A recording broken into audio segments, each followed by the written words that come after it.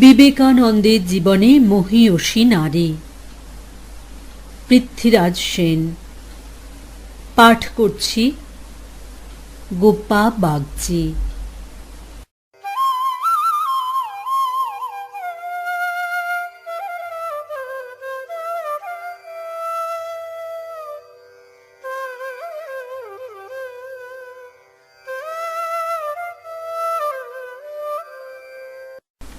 Francis Elizabeth Bagley. তখন স্বামীজি সবেমাত্র পৌঁছেছেন ডেট্রয়েট শহরে। তারিখটা হল 1894 সালের 22শে ফেব্রুয়ারি। দুপাশে অসাধারণ প্রাকৃতিক সৌন্দর্য। রেলপথ বরফে ঢেকে গেছে। সমতল ভারতের মানুষ হওয়ায় এমন দৃশ্য এর আগে স্বামীজি দেখেননি। তিনি দেখলেন কিছু মানুষ বরফ কেটে রাস্তা পরিষ্কার করছে। ট্রেন ধীরে ধীরে সামনের দিকে এগিয়ে যাচ্ছে। ডেট্রয়েট শহরে ট্রেন পৌঁছল রাত 1টায়।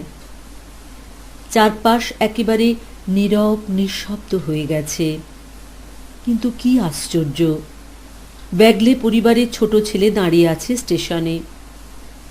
অথচ এই পরিবারের সঙ্গে স্বামীজির সম্পর্ক বেশি দিনের নয়। আসলে স্বামীজির চরিত্রের মধ্যে এমন এক আকর্ষণী শক্তি ছিল যা নিতান্ত অপরিচিতকেও নিতান্ত কাছের মানুষ করে তুলত। ওই ছেলেটির সাথে স্বামীজি পৌঁছলেন শ্রীমতী ব্যাগলের বাড়িতে। আরও অবাক হতে হলো তাঁকে। দেখলেন শ্রীমতী ব্যাগলের কন্যারা জেগে আছেন তাকে অভ্যর্থনা জানাবেন বলে। ডেট্রয়েট ছিল গোঁড়া খ্রিস্টানদের শহর। বাসিন্দারা প্রায় সবাই রোমান ক্যাথলিক মতাবলম্বী। তবু তাঁরা এই গোঁড়া হিন্দু সন্ন্যাসীকে আশ্রয় দিয়েছিলেন। শুধু তাই নয়, এই পরিবারের গৃহকর্ত্রী এলিজাবেথ ব্যাগলে সদা সর্বদা স্বামীজির পাশে এসে দাঁড়িয়েছেন। কিছু কিছু ষড়যন্ত্রকারী স্বামীজির এই অভাবনীয় জনপ্রিয়তাকে সহ্য করতে পারছিলেন না।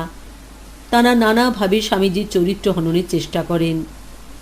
এক্ষেত্রেও এলিজাবেথ ব্যাগলে রুখে দাঁড়িয়েছিলেন। তিনি বুঝতে পেরেছিলেন যে স্বামীজির মধ্যে এক অলৌকিক শক্তি লুকিয়ে আছে। এলিজাবেথের জন্ম হয়েছিল আমেরিকার ওহিও রাজ্যের রুটল্যান্ডে। তিনি জন্মেছিলেন 1833 সালে। তাঁর পিতা ছিলেন প্রেসবিটেরিয়ান যাজক। মা ছিলেন গৃহকর্মে নিপুণা ভক্তিমতী রমণী। একেবারে শৈশবকাল থেকে এলিজাবেথ মা বাবার সঙ্গিনী হয়ে নানা দেশ ঘুরেছিলেন। অনেক মানুষের সঙ্গে তিনি পরিচিত হয়েছিলেন। তখন থেকেই তিনি সংস্কারবিহীন মননের অধিকারিণী হয়ে ওঠেন।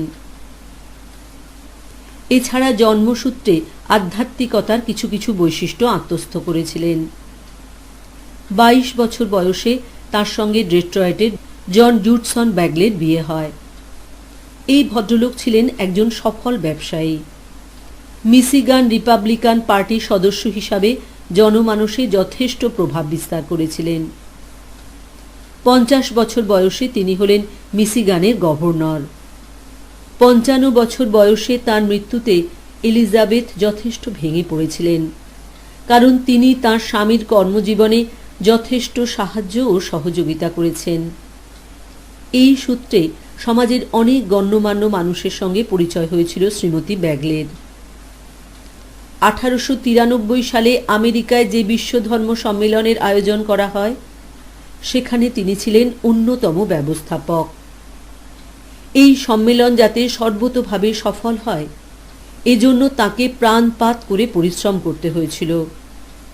এই সুবাদে তিনি ভারত সন্ন্যাসী স্বামীজির সংস্পর্শে এলেন। স্বামীজির ভাষণ শুনে সম্মোহিত হলেন।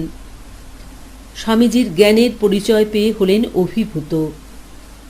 তিনি স্বামীজিকে তাঁর ডেট্রয়েটের বাসভূমিতে আমন্ত্রণ জানালেন। 1894 সালের ফেব্রুয়ারি মাসে স্বামীজি এলেন এলিজাবেথ ব্যাগলের বাড়িতে। তাঁর বিশাল প্রাসাদের মতো বাড়ি। এখানে স্বামীজি বেশ কিছুদিন অতিবাহিত করেন। যাতে স্বামীজির সঙ্গে শহরের গণ্যমান্য মানুষের পরিচয় হয়, তাই শ্রীমতী ব্যাগলে তাঁর বাড়িতে নৈশভোজের আয়োজন করেছিলেন। অক্লান্ত পরিশ্রম করে সমাজের সমস্ত বিশিষ্ট মানুষের কাছে নৈশ ভোজের আমন্ত্রণপত্র পৌঁছে দিয়েছিলেন। ইতিমধ্যে তাদের কেউ কেউ শিকাগোতে স্বামীজির এই অলৌকিক ভাষণ শুনেছিলেন। তারা সকলে এলেন শ্রীমতী ব্যাগলের বাড়িতে। এই তালিকাতে ছিলেন শহরের মেয়র দম্পতি, চার্চের বিশপ, বুদ্ধিজীবী ব্যক্তিবর্গ, ইহুদি সমাজের বিশিষ্ট মানুষেরা। স্বামীজি গেরুয়া বস্ত্র পরিধান করে তাদের সামনে এসে দাঁড়ালেন। অসাধারণ শব্দমণ্ডিত ভাষণ দিয়ে সকলকে একেবারেই অবাক করে দিলেন। 14 ফেব্রুয়ারি তারিখে ডেট্রয়েট জার্নালে এ বিষয়ে একটি সচিত্র প্রতিবেদন প্রকাশিত হল। প্রতিবেদনে উচ্ছ্বসিত প্রশংসা করা হল এই হিন্দু সন্ন্যাসীর। স্বামীজি কথায় কথায় বিশ্ব ধর্ম সমন্বয়ের কথা বলেছিলেন। প্রতিবেদক এই বিষয়টির দিকেও পাঠকদের নজর আকর্ষণ করলেন। সাধারণত ধর্মশাস্ত্রবিদরা নিজ নিজ ধর্মে জয়গান করে থাকেন। তাঁর ধর্ম যে পৃথিবীতে সর্বশ্রেষ্ঠ এবং সেই ধর্ম যে অন্য ধর্মের উপর আধিপত্য বিস্তার করতে পারে, এমন আহংকারিক কথাবার্তা বলে থাকেন। স্বামীজি কিন্তু তার ভাষণে একবারও অন্য ধর্মের প্রতি বিদ্বেষ পোষণ করেননি। তিনি সব ধর্মকে একই সূত্রে গেঁথে রাখার প্রয়োজনীয়তার কথা বলেছেন। ওই প্রতিবেদক শ্রীমতী ব্যাগলের প্রশংসাও করেছিলেন। এইভাবে জনসমাজে শ্রীমতী ব্যাগলে স্বামীজির এক বিশেষ অনুরাগিনী হিসাবে পরিচিতা হলেন।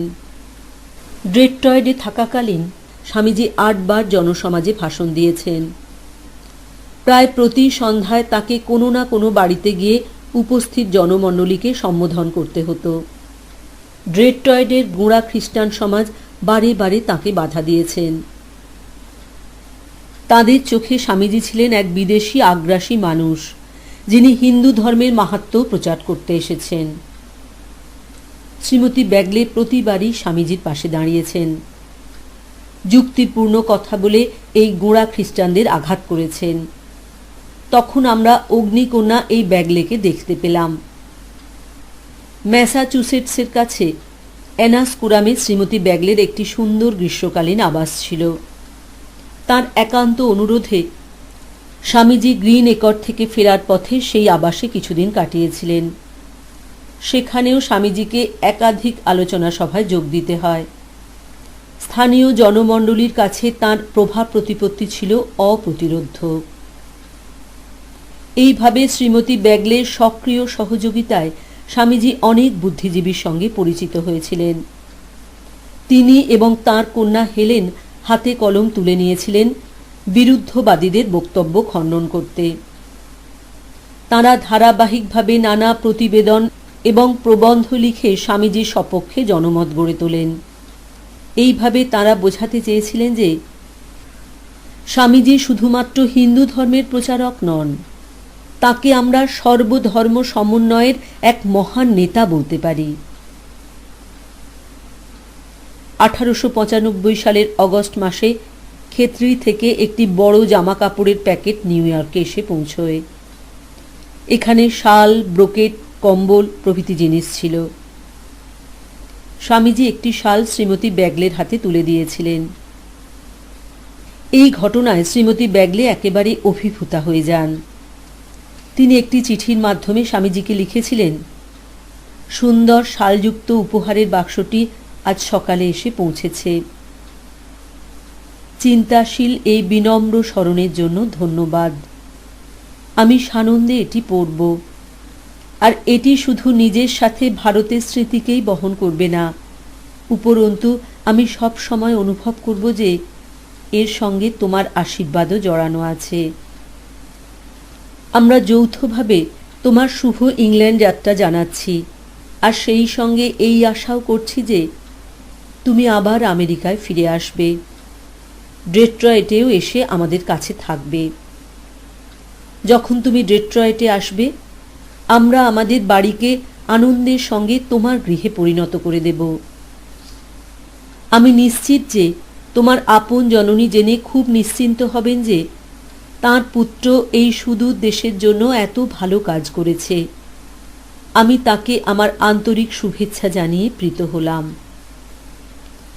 শ্রীমতী ব্যাগলে চিঠির এই শেষ কয়টি লাইন নিশ্চয়ই স্বামীজির হৃদয় স্পর্শ করেছিল। স্বামীজি যে তাঁর মাকে কতখানি ভালোবাসতেন সে কথা কয়েকজন অন্তরঙ্গ মানুষের কাছেই ব্যক্ত করেছিলেন। সৌভাগ্যের বিষয় যে শ্রীমতী ব্যাগলে ছিলেন তাঁদের অন্যতমা। এই পৃথিবীতে এমন কোনো কোনো ঘটনা ঘটে যায়, উপলব্ধিতে তার ব্যাখ্যা চলে না। এরপর স্বামীজির সঙ্গে আর তাঁর এই প্রিয় মানুষটির দেখা হয়নি। 1896 সালে স্বামীজি ডেট্রয়েটে এসেছিলেন। তখন শ্রীমতী ব্যাগলে ছিলেন কলোরাডোতে। সেখানে তখন তার এক কন্যা টিবি রোগে আক্রান্তা। মৃত্যু পথযাত্রিনী এই কন্যার কাছে পৌঁছে গিয়েছিলেন তিনি মাতৃত্বের উপহার নিয়ে। 1900 সালে জুলাই মাসে স্বামীজি আবার ডেট্রয়েটে আসেন, কিন্তু তখন আর শ্রীমতী ব্যাগলে জীবিত ছিলেন না। 1897 সালে অ্যাপেন্ডিক্সের আক্রমণে কলোরাডোতেই তিনি শেষ নিঃশ্বাস ফেলেছিলেন। আমরা অনুমান করতে পারি যে ডেট্রয়েটে এসে শ্রীমতী ব্যাগলে শূন্যতা প্রতি মুহূর্তে অনুভব করেছিলেন স্বামীজি। তার মধ্যে একটি শিশুর মতো অনুভবী মন ছিল। তাই বোধহয় তিনি সেবার একেবারে শোকস্তব্ধতার মধ্যে দিয়ে ডেট্রয়েটের প্রহরগুলি অতিবাহিত করেন।